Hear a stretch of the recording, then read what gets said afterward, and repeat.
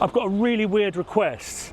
I've got about 10 different locations to go to around West London, and it might be an hour or two. Is that all right? Cheers, thank you. Currently at £5.60 on the metre.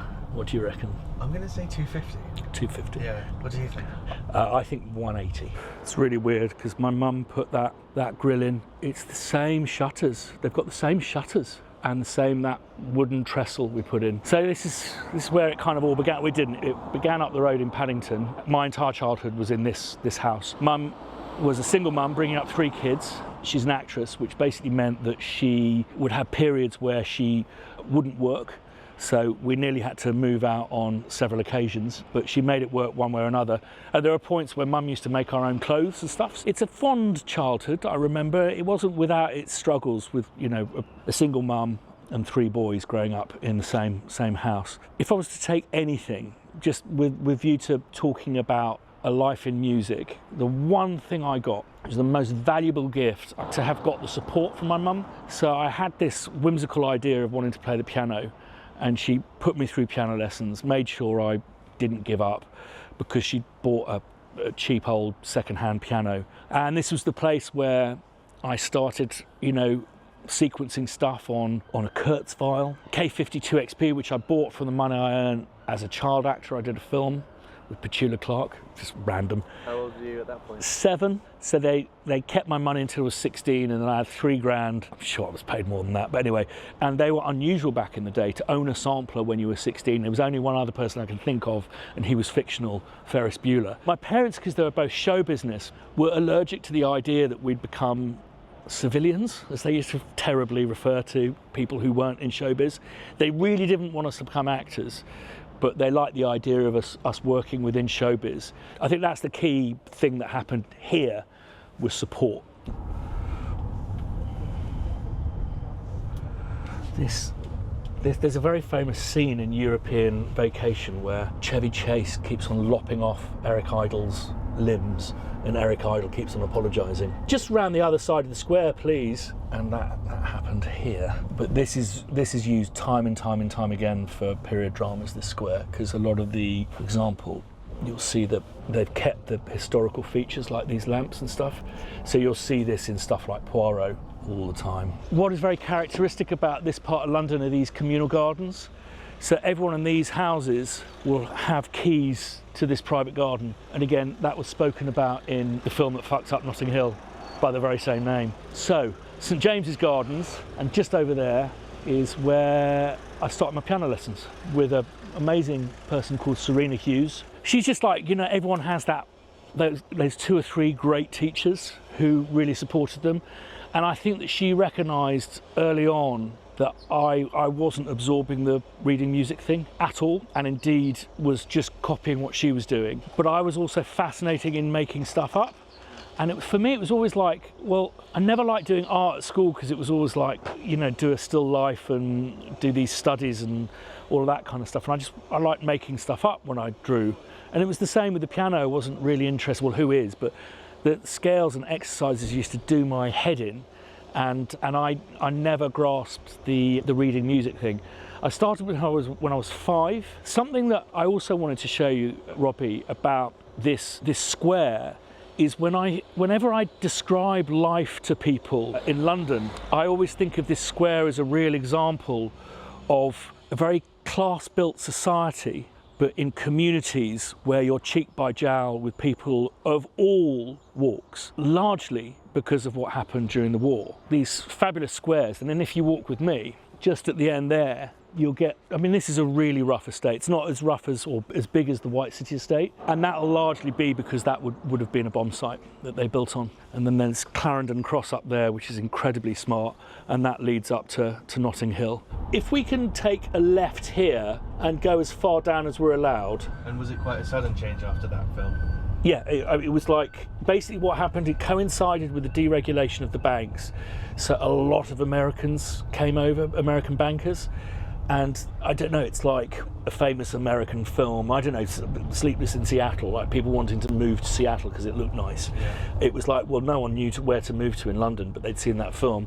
This is great. Fuck me, this has changed. So they've completely gutted it. It's not the same building at all anymore. But this is Holland Park Comprehensive. I don't think it's called a comprehensive anymore. I think it's an academy. And I think it's going through a bit of a rough time at the moment. All of the kids that were going to go into state school from this borough ended up in this school with a massive student body of, I think, 3,000 back in the day. What's really weird for me is that these weren't here at all. This was a playing ground and Holland Park's swimming baths, and that playing ground wasn't there. Yeah, so there used to be a bridge over here to the swimming pool, and this is where people used to hang out and smoke. Robbie, it was a fucking shithole. The violence, the bullying, you can imagine up there, at least 2 kids jumped off the roof, killed themselves because of they were so laissez-faire about discipline that you'd have teachers beating up students beating up teachers. I just had the shit kicked out of me all the time. East Block and West Block,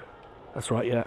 And East Block, like first floor there, was where the computer room was. I mean, the one thing they had were resources. So they had a 16-track recording studio and about 4 different workstations with like Ataris running sequencer software on.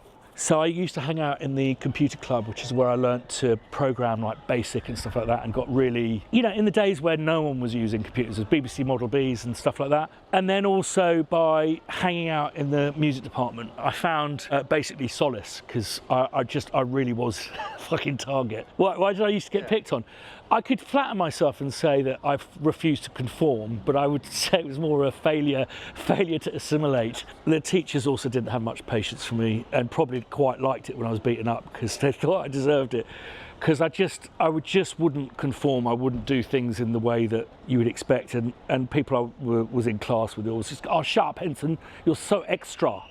But it was things like not adopting that kind of West London accent, it was not dressing in a certain way, all the way to walking down the corridors whilst playing a recorder in my patent leather shoes. So I fucking deserved it. The milk thing happened at Fox School, which isn't far away. Before Margaret Thatcher came in and nicked all of our milk, the milk cart would come in, and it's almost like purposely the milkman would put it into the really sunny part of the playground, so it would always stink of cheese, and you weren't allowed to go out and play unless you'd drunk your milk, this warm cheesy milk.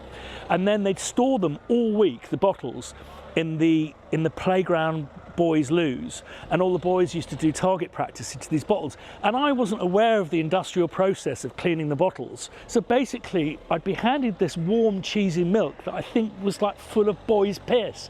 So that to this day is why I just literally can't swallow the stuff.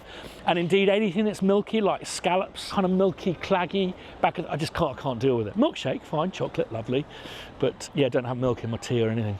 We realised that we hadn't received the education that we should have, and we all crammed massively for our final exams. We all did quite well. It was clear to me that I managed to blag it without being able to, my A-level music, without being able to read music and all of that kind of stuff. So it basically put a stop to that. But the technology aspect, which, you know, many of my counterparts who went to private school wouldn't have had access to, the technology part of the experience here is what led me to bypass the need for theoretical education and use technology as a way into music. We were in the dinner hall and this kid came running in and someone set fire to Mr. Shah's car. Mr. Shah, if I recall, was a design and technology teacher, and he was really nice, and he had I don't know why anyone would have any beef with him. I think it just would have been they just picked a car, set fire to it, and the fuel tank exploded and it flew into the air. It was like something out of the A-Team.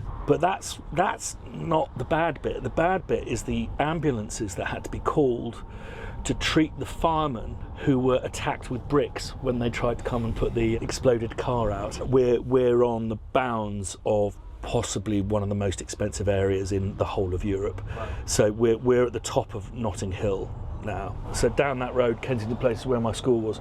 I believe this is the highest geographical point in London. Yeah, what was so good about the melting pot that was Notting Hill was you'd have poets living alongside, you know, squats and stuff. And so you had this real, what do they call it, cheek by jowl? There was a real vibrancy to it. When you go down Portobello Road, it would be the like the smells would go from Caribbean cooking to Indian to a fish bar. The sounds would be that of steel bands and punk and reggae and all that stuff. And it was a really vibrant place to grow up. It was really rough as well.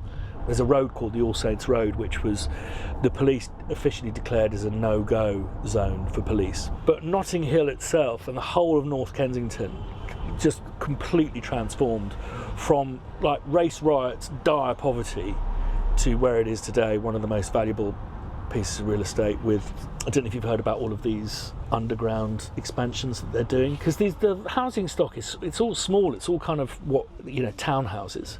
They've all been excavating down to put in like swimming pools and car parks and stuff like that, because the streets can't support, you know, more than one car a household. And it just got to a point where the whole tube system was going to collapse, because basically underneath Notting Hill is now hollow, so they put a stop to it. So Christian, where are we today? King's Road. We're in the Chelsea bit of King's Road. If you kind of cross that way, it goes into Fulham, and that way is Sloane Square and Belgravia. So that way even posher, that way slightly less posh. This, I would say, medium posh. But we're here because we're opposite the Big Easy, which is where I did my first professional gig. The reason I can barely walk anymore, you can't see it, but there's a door on the left-hand side which leads into the basement, and the restaurant comes about halfway into the middle of the road. So we'd set up amongst the beer kegs, these massive great loudspeakers I'd have to lug down those stairs, and yeah, we'd do 3 45-minute sets for £40, and they would give us a free pitcher of beer each, and we could either have some jalapeno poppers or some chicken wings as part of the deal. And it went down quite well because they booked us, we had a residency there 3 nights a week. I did that for 3 years. I don't know about you, but when you see a band setting up in a restaurant, I just go, oh, for fuck's sake. So we're constantly being asked to turn it down. And the clientele here was the reason I was talking about this being a posh part of London, just the very worst human beings you'll ever find. And this is in the days before minimum wage. So the waiters and waitresses used to get paid 70p an hour, and they'd earn purely on tips. But because these guys were absolute cunts, you'd constantly see waitresses and waiters being totally stiffed, like serving a table of 20 people all night, you know, a bill of like 300-400 quid, and then getting stiffed for tips. The reason I brought you here, Robbie, is because it was in the days before you could buy backing tracks. So basically we'd have this little sequencer playback device called a MIDI filer, and I used to load that with MIDI that would run live into a sound module. And I would say the residency here, and you know, the kind of peak, I was doing maybe about 8 or 9 gigs a week. We were doing weddings and all that kind of stuff. But it did 2 things. It really got my chops as a keyboard player up, but also I basically learned music by taking tracks apart and putting them back together again with MIDI, which then led on to me feeling that I could forge a career as a programmer. So the chicken wings are still there, and the stuffed jalapeno peppers. Never had the calamari, but it looks exactly the same menu. I'm so surprised this place is still going.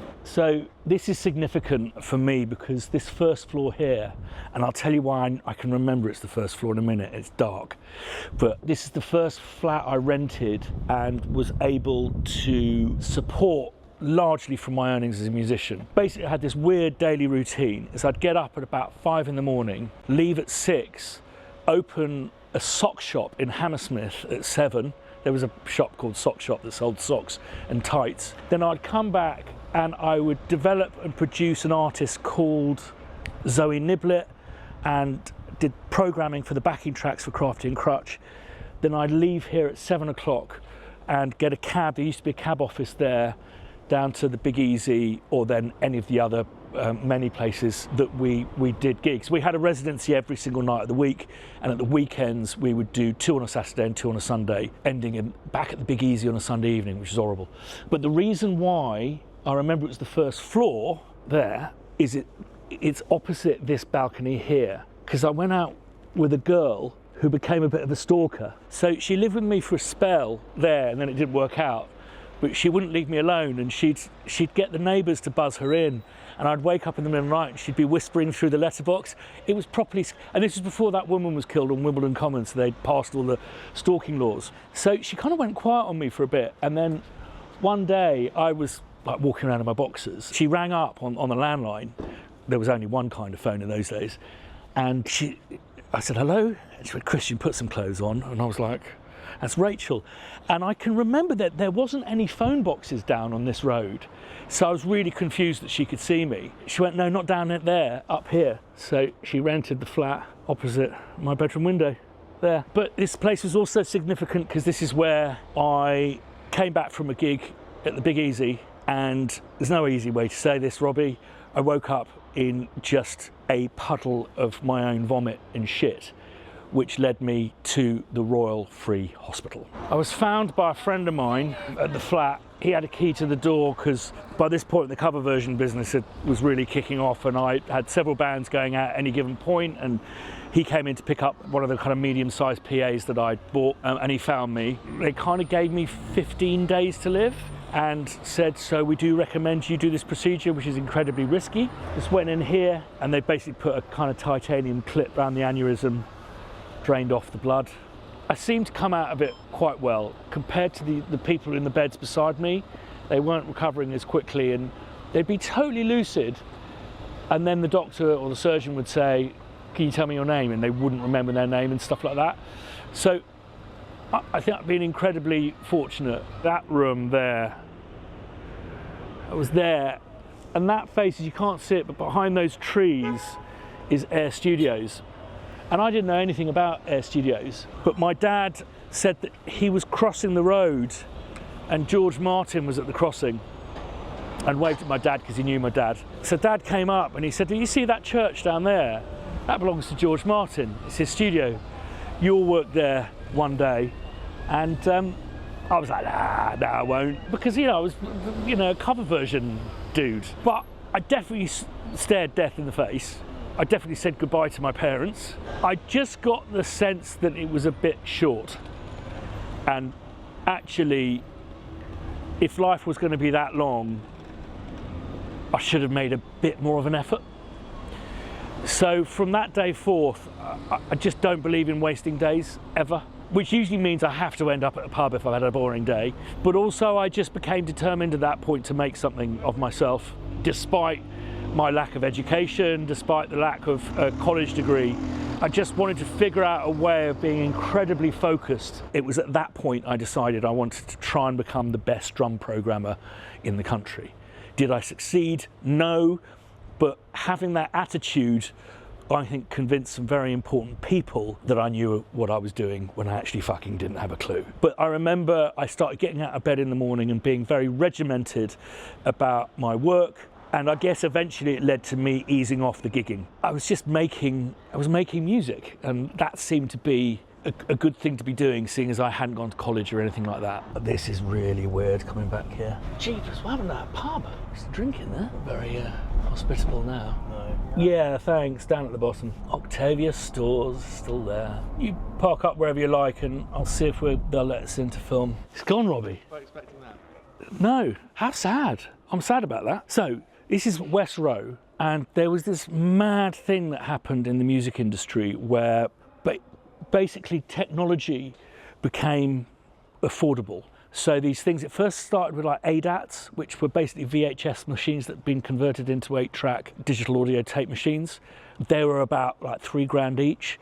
So compared to like buying a 2-inch, $100,000 tape to tape and a mixing desk, you could basically put a project studio, as we used to refer to them. You could put a project studio together for maybe 10, 20 grand, not $250,000. So after the brain hemorrhage, basically a friend of mine suggested that I calm down the gigging and set up a recording studio with the gear that I'd already amassed, plus some extras that he bought as his buy-in. And there was this industrial estate, which is now flats. So we had 4 years here, and if I was ever to direct or write a film, I'd start with a film about the 4 years here, because it was, Robbie, it was mental. It would be a Clark's type thing, of just two complete fucking idiots running a business. But this whole area in North Kensington became this metropolis of project studios. So you had a place called Bus Space, you had Virgin Records were there, and then I forget the name of the big place on North Row. So like Drummy from Aswad lived in the estate over there, and opposite us here was Fresh Records, who had Plump DJs. Strike You Sure Do was by Strike. They had a hit with Reminds Me Baby of You, I forget the name of that band, but also the Freestylers. And by kind of coming together at the pub and stuff, we'd start getting work off. I recorded the vocals for the hit B-Boy Stance, but we also started working with this team based in Watford, led by this guy called MC Conrad, who'd come to the studio and record his MCing over this famous series of compilations by LTJ Bookham called Logical Progressions. And I formed a really tight relationship with MC Conrad. MC Conrad used to come with these tracks and I'd just go, sample sounds familiar, where did you get it from? And it would be some terrible illegal sample that would land him in a lot of trouble. And he used to just say, oh, I've just got it from the lab, which then became what I named Labs after. Something that's really sad is he passed away this year, and he was the same age as me. I don't know what happened. We'd kind of been communicating via social media, but there's a lot of sadness around that he named, and he knew he named Labs, and that he's not around with us anymore. There's all sorts of complicated emotions wrapped up in that. But aside from that, there was insane amounts of cocaine consumed, not by myself. We started getting working on porn films. We used to, because again, it was quite unusual for people to have a setup like we had. Yeah, we used to make music for those, and spotting sessions were interesting. And there was just one rule: never score the money shot. And what do you do? Da, da, da, da. So we did a lot of that, and we parted ways, my partner and I, and porn was a real mainstay of my output. But something that we did do in this period is we met this wonderful woman called Maggie Rodford, who became our manager and then my manager. And that is really what led me on a road to doing scores of my own. Things got so rough that we lived off cheese rolls from Octavia stores. It's got different signage, but it was always Octavia. Yeah. And we had a tab there, and it got to a point where they were after us for their tab, and we'd have to hide. So this is the estate Drummy lived in, and we'll just see if it's still here. So that's West Row, this is Middle Row, and there should be a pub on the corner called the Chilled Eskimo. And to give you a sense of how rough the area was, once the landlord of this pub came down and there were 3 bullet holes in the window. Let's get away from the thing. That's interesting. I don't know if that's still open. The Chilled Eskimo was a place of total debauchery. It was run by 2 brothers who were stars in this series called Hollyoaks. So basically every night it was full of that kind of generation of actors and actresses and boy bands and stuff like that. Like Martine McCutcheon used to drink in there. Yeah, we had a tab there that got up to 800 quid. Like today's standards, that's a lot, but back then it was something else. So yeah, it was an interesting time of total penury, and one day I'm going to write it all down. People used to go like, what is your guy's ambition? And we just go, world fucking domination, without even a hint of irony. And we didn't make much of an impression, to be perfectly honest. So all my friends, they all came back from college, and I had friends who had studied marine biology, who studied history, who'd studied art. They all ended up in here, the Factory on the Hill, which is the BBC TV centre. And they heard I was working to picture and doing the porn stuff. So they started chucking me scraps that usually would have been done with library music. So they'd be doing slots on travel programs, this, that and the other. And that's how my career in TV music started, predominantly FACENT or factual entertainment. Something that was amazing is that up the top there was the best bar in the world, not because it was the best bar, but it was subsidised because this is licence payers' money, and it would be all of the kind of craftspeople from the different productions, all of the actors, directors and producers, all thrown together into one bar. So you'd walk in there and there'd be a Dalek sitting down having a fag in one corner. Famously, Barbara Windsor shouted across the bar to my mum once, "Una, you got a tampon? I got decorators in." So it was a real melting pot. And what was extraordinary is people would just drink throughout the day. These were massive, massive TV studios. It's where Top of the Pops was filmed, and a lot of like, you know, really big, big shows were filmed there. And I think there were about 3 of them. And you do, you know, live to a studio audience stuff. And just all the technicians get absolutely lagered up beforehand. This remains to be an anchor point, but it was my very generous friends wanting to help me out that got me in. So this is Shaftesbury Avenue, which is the centre of Theatreland. Traditionally, north of Shaftesbury Avenue is Soho and south is Chinatown. Alex James, bassist from Blur, he lived in Soho for a while when Soho was Soho, it was full of clip girls, clip joints, whores, crack addicts, peep shows. It's kind of cleaned up its act a little bit, but Alex James in his autobiography said there was no more debauched street in Soho than Rupert Street, which is where the story ended up. So it's the top floor there. So this is after the film Notting Hill Fucked, where I grew up, and all of the American bankers had come over and decided to live in my hometown. This horrible thing called 9/11 happened in 2001, and it basically meant a lot of American bankers wanted to go home. So there are a lot of these kind of executive rental properties for people on secondment, this, that and the other, that suddenly became empty. And I found this place, which is the top floor, and it's the right-hand side is a former grain house. So it was absolutely solid. Floors, I could play stuff as loudly as possible. And it became the craziest 12 years of my life. I'd done porn by that point. I'd done factual entertainment by that point. I'd worked with Harry Gregson Williams. I'd scored like a really low budget feature and called Cybermutt with Judd Nelson. I think if he ever writes an autobiography, the chapter Cybermutt will be strapped with the low point. So I'd done all that. I'd done my 10,000 hours of programming and all of that stuff. I'd given up doing live work. I was working full time as a media composer. And I remember I was standing at that window when the phone went, and I'd got my first proper commission for a proper feature film with Warner Brothers. And I guess that's where my birth story ends, in the most circuitous route.